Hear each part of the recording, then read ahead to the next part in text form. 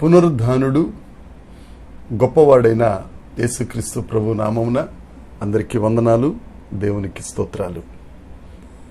మరణమును జయించిన దేవుడు, సజీవుడైన దేవుడు, జీవాధిపతి అయిన యేసుక్రీస్తు ప్రభు మనల్ని ప్రేమించి మనకు అనుగ్రహించిన ఈ నూతన పునరుద్ధాన దినాన్ని బట్టి సమస్త మహిమ ఘనత ప్రభావములు యేసయ్యకే చెల్లునుగాక. ఆ గొప్ప దేవుడు మనల్ని ప్రేమించి ఈ పునరుద్ధాన దినములో మనకు అనుగ్రహించిన దేవుని యొక్క వాగ్దానము కృపావార్త.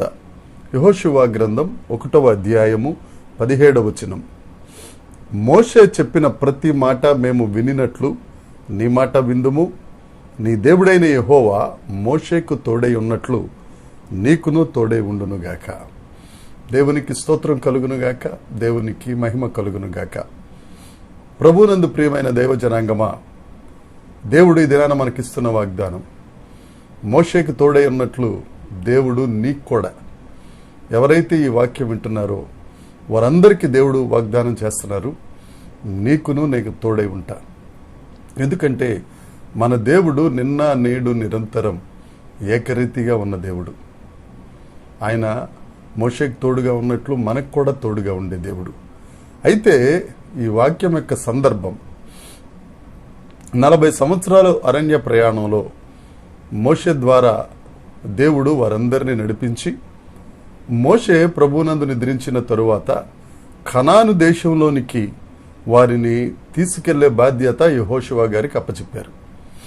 అయితే కనాను దేశంలోకి వెళ్లే ముందు, యోర్దాను నది దాటక ముందు రూబేనీలు, గాదీలు, మనష్య అర్ధగోత్రపు వారు మేము యువతల వైపు ఉంటామని మోషే గారితో ఒప్పందం చేసుకున్నారు.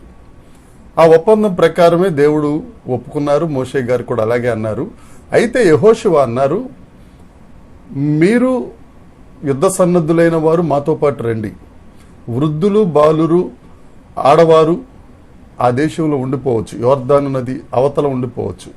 ఎందుకు అనంటే మేము వెళ్తున్న ఆ కనాను దేశంలో శత్రువులను జయించుటకు మిగతా గోత్రముల వారు ఆ దేశమును దేవుడు చెప్పినట్లుగా విభజించుకున్నటకు, ఆ కార్యము జరిగే వరకు మీరు వారికి తోడుగా ఉండండి, సహాయం చేయండి అన్నప్పుడు ఆ రూబేనీలు, గాదీయులు, మనష్య అర్ధగోత్రపు వారు చెప్పిన మాట, యెహోషువ మోషే మాట విన్నట్టు నీ మాట కూడా మేము వింటాం. అంతేకాదు మోషేకు తోడుగా ఉన్న దేవుడు నీకు కూడా తోడుగా ఉంటాడు. మోషేకు తోడుగా ఉన్నట్లంటే మోషే ఎన్ని సమస్యలు వచ్చినా ఫరో దగ్గర నిలబడిన దగ్గర నుంచి నెబో పర్వతం ఎక్కేంత వరకు, ఈ అరణ్య యాత్రలో ఎర్ర సముద్రం వచ్చినా, ఎన్ని శ్రమలు వచ్చినా, ఎన్ని కష్టాలు వచ్చినా, ప్రజలందరూ సమస్య వైపు చూస్తే మోషే మాత్రం దేవుని వైపు చూశాడు. సమస్య వైపు చూడలేదు. దేవుని వైపు చూచుట వలన, ఆ నమ్మిక ఉంచుట వలన దేవుడు మోషేకు తోడుగా ఉన్నాడు. ప్రతి సమస్య పరిష్కరించబడింది. నా ప్రియ సహోదరి, సహోదరుడా, దేవుడు నీకు తోడుగా ఉండాలి అని అంటే కష్టాలు వచ్చినా, శ్రమలు వచ్చినా నువ్వు మనుషుల వైపు తిరగకూడదు, దేవుని వైపు తిరగాలి. దేవుని మీద నీ బరువేయాలి, దేవునికి బాధ్యత అప్పచెప్పాలి, దేవుని వైపు చూడాలి. అప్పుడు నీ ఆశ కలిగిన ప్రాణమును తృప్తిపరిచే దేవుడు నీకు తోడుగా ఉంటాడు.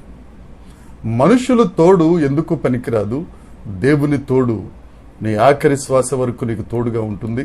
అంతేకాదు మరణానంతరం కూడా నిన్ను పరలోకానికి చేర్చుతుంది. ఆయన తోడుగా ఉంటే అన్నీ ఉన్నట్టే, మనుషులు తోడుగా ఉంటే ఏమీ లేనట్టే. అదే మాట ఈ 3 గోత్రపు వారు యెహోషువకు చెప్తున్నారు. మోషే తోడుగా ఉన్నట్లుగా దేవుడు నీకు కూడా తోడుగా ఉంటాడు. యెహోషువ ఈ దినాన అదే మాట దేవుడు మనతో చెప్తున్నాడు.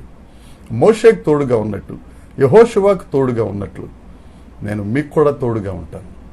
మీరు నా మీద ఆధారపడండి, మీరు నా వైపు చూడండి, నా మీద విశ్వాసం ఉంచండి, నా మీద నమ్మకం ఉంచండి.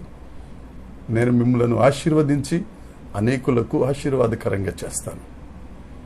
ఏం చేద్దాం నా సహోదరి, సహోదరుడా? దేవుని వైపు ఆధారపడదామా, మనుషుల మీద ఆధారపడదామా?